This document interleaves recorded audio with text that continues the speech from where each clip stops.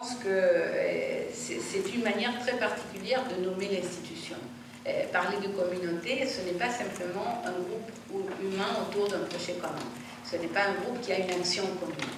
Communauté, ça veut dire qu'il y a quelque chose qui relie les personnes autour de ce projet commun et qui va au-delà de ce projet commun, au-delà de l'action commune.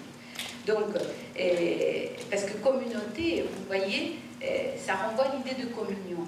Donc, communauté, ce n'est pas uniquement faire ensemble. Communauté, ce n'est pas uniquement faire ensemble. Ce n'est pas seulement une action commune. Communauté, c'est être ensemble. Communauté, c'est justement entrer en communion à travers cette action commune. Donc, c'est ce que ça produit de relation du fait d'avoir une action commune. Donc, c'est autre chose. Vous voyez, on retrouve un peu cette idée d'utilité sociale, de principe unificateur.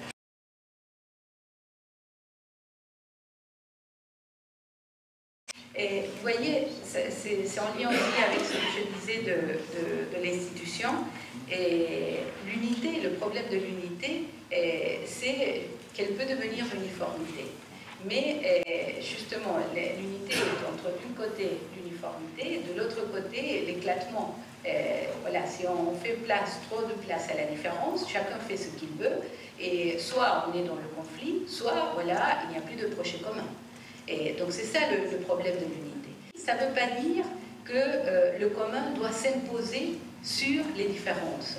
Ça veut dire que les différences doivent produire quelque chose de commun. Ça ne veut pas dire qu'il faut trouver le minimum commun. Non, ça veut dire qu'à partir des différences, il faut mettre en dialogue ces différences pour produire quelque chose de commun ensemble. Donc c'est ça l'unité supérieure au conflit. Et je pense que c'est ça qui est à la base de la communauté. La communauté, ça ne veut pas dire qu'on devient tous les mêmes. C'est pas ça la communauté. La communauté, c'est que nos différences rentrent en communion.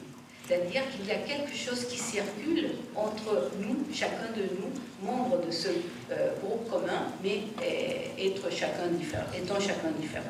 Donc voilà, unité supérieure au conflit, pour moi ça va avec cette idée de communauté qui n'est pas justement le fait qu'on est tous pareils.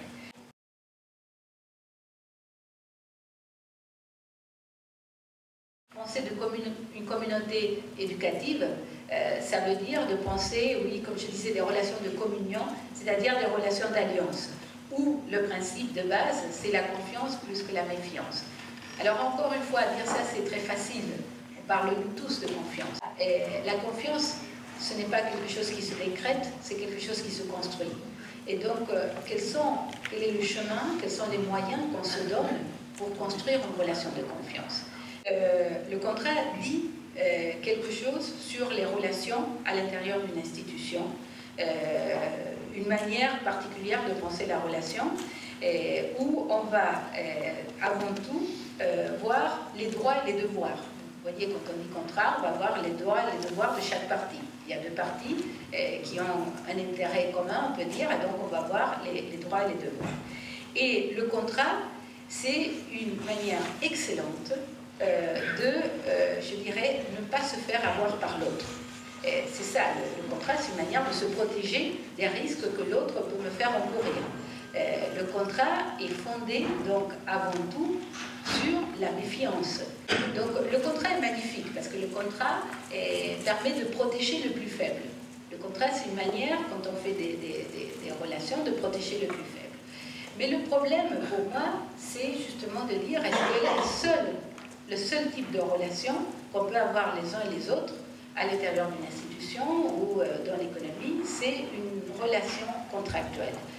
Et je pense que non, je pense qu'il y a une autre relation possible, et c'est un peu ce que j'appelle l'alliance, inspirée justement par la figure biblique de l'alliance. Parce que dans l'alliance, justement, le point de départ, ce n'est pas la méfiance, ce n'est pas le fait de ne pas me faire avoir par l'autre, mais c'est la confiance. C'est le fait de dire, je ne veux pas me préserver des risques que l'autre peut me faire encourir, mais je suis prête à prendre des risques avec l'autre. Donc, si l'autre échoue, son échec est le mien. Si l'autre réussit, sa réussite est la mienne. Ça, c'est énorme de dire ça. Vous voyez, je pense que c'est très intéressant. Qu'est-ce que ça voudrait dire dans une institution d'éducation que le contrat, puisque il y a un contrat entre l'enseignant et l'étudiant, que le contrat soit fait en termes, que la relation soit en termes de contrat ou en termes d'alliance. Vous voyez, je pense que ça renvoie à des choses très différentes. Il y a dans l'éducation, je pense, toujours quelque chose qui est d'ordre contractuel. On vous garantit qu'on va vous donner les connaissances, le cadre, les moyens pour avoir votre diplôme. Donc, il y a un résultat attendu à la fin et on met tous les moyens possibles pour que la personne puisse avoir ce diplôme. Donc là, on est dans le contrat. Mais dans la relation qui se joue entre l'enseignant et l'étudiant, je pense qu'il y a quelque chose qui peut être de l'ordre de l'alliance plutôt que du contrat.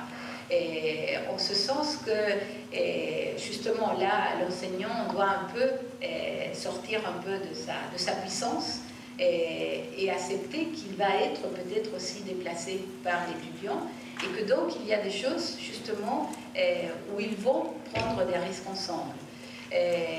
Enfin, en tout cas, voilà, je pense que c'est quelque chose à creuser.